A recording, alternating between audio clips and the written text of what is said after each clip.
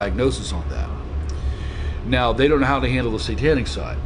So I'm going to tell you just straight out, after 38 years of dealing with it, not only is SRA real here in the United States, that there are millions of victims by design, that there's now generations of them.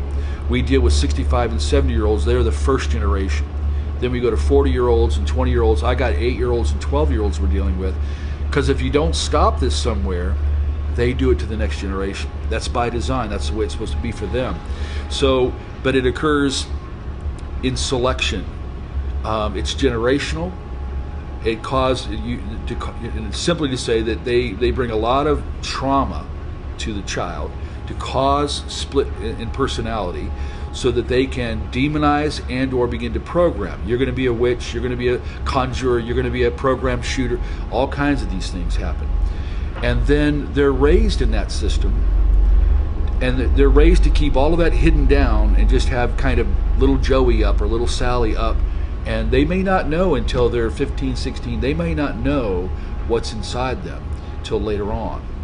But millions have already showed up at psych wards all across America since the late 70s to this day.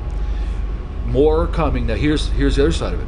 We've been to Canada, Scotland, Geneva, Switzerland, Germany, Poland. They're all over there. We just got back from Scotland, UK, and we met one of the guys there, one of the leaders in the whole nation on the subject, and same issue.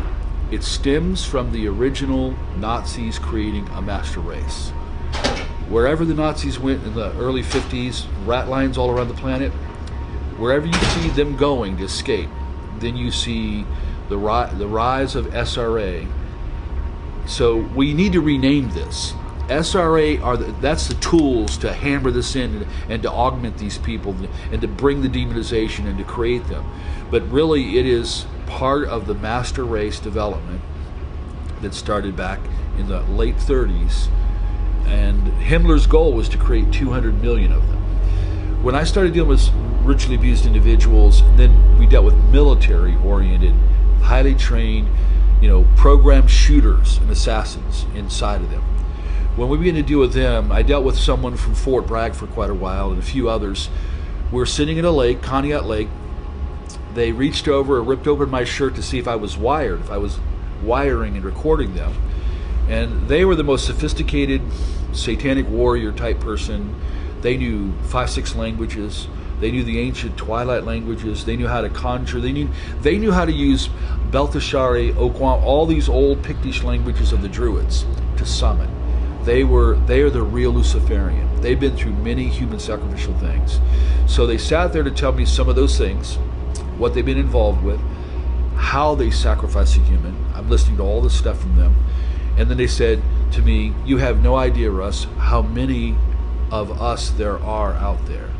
How many satanic, they use the term, chosen ones.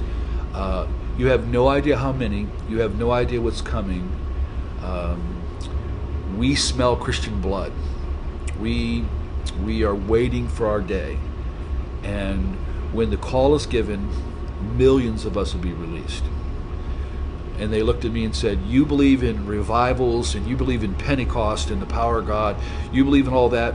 We believe in the Black Awakening, a multi-continental release of power to activate the program demonized, where they've weaponized the demonic powers to these super soldiers. They have to do it at the moment the Antichrist is, like you read in 2 Thessalonians 2, that it's caught the echo, the restrainer is holding back the apocalypse of the Antichrist, the unveiling in his movement.